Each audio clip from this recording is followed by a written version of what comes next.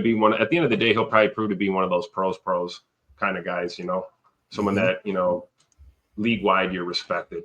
So but we got to see him play a down of football. We haven't seen that yet, and we're a long way away from it. But I feel really good about Matthew Golden.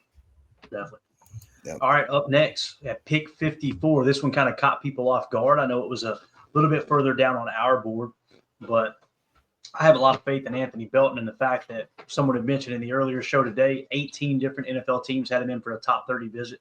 Tells you all you need to know about where the value was there. And I'm sure that Goody seen that too and thought, you know what, guys, don't try to stretch this out. If it's good value with this pick, let's take it. It might have been something that, early in the process, Goody could have felt like, you know what, he'll probably fall to the third. And then as you get closer to the draft, you hear the rumors, you hear the buzz start to be created about Anthony Belton. All right, if we're going to take him, we better take him in the second round. He's going to be gone. I think that's what happened here. PFF grades starting in 2021, 74.8, 64.2, 65.9, and a 73.6 in 2024. Obviously, offensive tackle, Goody already talked about at the presser reacting to the pick. He said that he's a guy that can play all four positions. The only position he doesn't have a history of playing is center. He said he's athletic enough to play both tackles and both guard positions, so you're going to get extra value there. 6'6", 336 here on PFF. The pass block grade, Jacob, 87.3. And then you hear in the scouting report that the guy has the feet for a zone blocking scheme. You also heard Coach Lynn breaking down the tape earlier, kind of looking in it, talking about, hey, if you want to go gap, he can do that too. He's kind of a baller at left tackle. And when you hear the scouting report say, hey, this dude's an excellent run blocker, and then you see the passive blocking grade of 87.3 as a strength, Jacob, got to make you feel good about the pick here, like I said, 24 hours later. Yeah, completely. And this was, if you guys watch back on that stream, I got no shame to my game. When we took the pick, I was like, what? And I was scratching my head and I didn't know what to think about it. And even though I knew who Anthony Belton was and we did a deep dive on him and all that kind of stuff. When you actually take a step back, I really do think we got another gem. And I think that I probably got a little too emotional too quickly, which it happens every now and then, but when you really look at his body of work and what he brings to the table, I mean, 6'6", 336, that's a man. That is a full-on man. He's a man, even though he's not 40. He just brings a certain presence. And by the way, his 40 time, I believe, was pretty good as well. He's able to bring that weight around pretty easily. If we want him to be some, one of those like pulling type offensive linemen, I think that's possible. If not, then, I don't know exactly what more we can ask of him. I'm just a little bit confused as to exactly what's going to happen with the offensive line and where they're going to fit him in. But other than that, I like the pick a lot.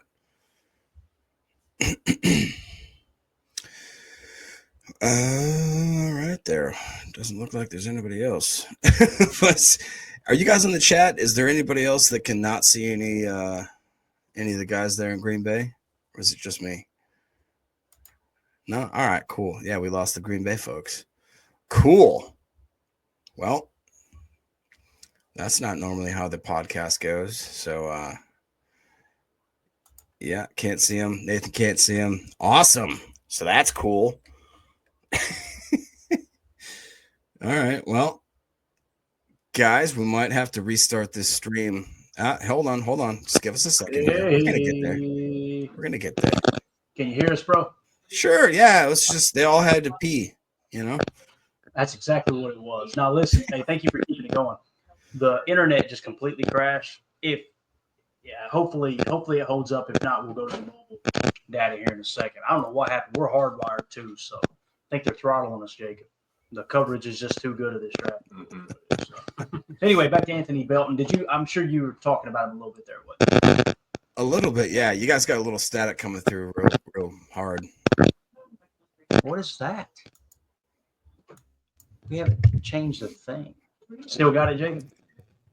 Marjon Cron says Jacob almost went topless. That was my first instinct. Is I just started thinking, let's make some money. I got my pole back here. You guys can't see it. I'll grease it up. All right, Judy says it's better. So good now. All right, sorry about that, guys. This is what happens when you don't have the NASA computer back home in Tennessee. So Telling you. anyway, what's your all's take on Anthony Belton here? We'll let Emilio go first because Tim's kind of scrambling to get back online here. Anthony Belton, what a dog. Bringing in some competition for Glover. I love that. I really did. I did like his tape, though. Seriously, I watched a little bit of it last night. He is a mauler, man. He's got quick feet for how big he is. What he's 6'6", 320. So he's got really fast, quick feet for a big fella. Can really set his base, anchor. And I like that he's always going looking for work. He's really not just settled with, taking his man. He's always trying to get to that next level or help out on a guard there. And, I'm excited to see him. I think it's going to bring a lot of competition to that offensive line. And we really are going to get our best 5 out there. There you go. All right. You got to love a big old lineman named Escalade, right? I mean, what is not to love about that? I haven't done a deep dive on his tape, but I'm looking forward to doing it because I'm sure he's a mauler and a body mover. And I think it provides some versatility at the tackle position on this line too. He's more of a run blocker, if I'm not mistaken, right? And that's what we need on this O-line. We got to protect Jay Love. We know that, and I think we do that pretty well. But given Josh Jacobs and the boys in that backfield, some bigger running lanes, and I think it's a net positive here. I think the wall's getting reinforced, Tim. You know Yeah, what I mean? exactly. We're adding a little bit of strength to it, pouring a little more concrete, a couple more bars, and we're just going to protect Jay Love. And that's what else would we need to do with all that money? We need to protect Jordan. We got to clear holes for Josh Jacobs so that we can throw the ball to all these receivers that the fans want. So I'm glad that it's all kind of coming together. Definitely. All right. So Drew D in the chat again. Good to see you today, Drew. It was awesome running into you, man. Absolutely. Said I don't think we got extreme value anywhere, but I think we got good players. I think that's a very accurate assessment. Yeah, that's great. Yeah. That's a great point. And they were happy. You know what I mean? Like Yeah. the fact that Goody pulled the trigger on all of them. We talked a lot about moving up, moving down, and they were still saying that, the Packers might do that, but they really stuck and pick, and they must have been happy with everyone that they got their hands on. So Yeah. I am glad about that. And we're going to get to this pick later, but I just wanted to address it real quick. Joe in the chat says, who the F is Micah Robinson? I told y'all we were scouting to draft an undrafted free agent. Man, wasn't even listed on the board. You're wrong, wrong, wrong. He was listed on the board. He was actually lit up yellow on our board, and PFF gave him an 84.3 elite grade last year. So, we'll get to him in a second. I think that's a solid pick for the 7th round. I do too. And, so just wanted to touch on that real quick. Anything else on Anthony Belton, Jacob, you got there that you want to hit on, Bo? No, it's just he seems like he's the type of guy that he can plug and play almost every single position, which is exactly what we need. I was a little bit sour on the pick, but as the rest of the draft went on, I'm a lot more excited right now. So it looks as if, every single draft we did, you had to find an offensive tackle or a guard or some sort of offensive lineman somewhere. We did it. I wasn't quite excited with the spot that we did it, but when the draft settles down and we see the final result, I'm cool with it. Yeah, definitely. I'm happy you're happy, Jacob. That's all. I'm happy you're happy that I'm happy, dude. Drew D says, it was great meeting you guys. Yeah, same here, buddy.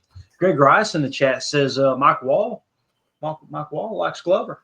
I'm telling you, everyone's sleeping on him. You guys, Everyone's sleeping on him. Yeah, Well, Everybody. I'm the only one sitting on the table for the guy. I really do think that, what did we run into the problem with? Offensive lineman that got hurt. You can have your starting 5 perfect, but you're gonna need a replacement at guard. You're gonna need a replacement at tackle, and one on either side almost. So you have to be able to say, hey, do I need to carry one for each position, or can I carry 8 and be happy that I have a swing guard and a swing tackle that can play both sides in a pinch? God love you, Emilio. God love you. You're sweet. You're a sweet guy. Thank you, Jake.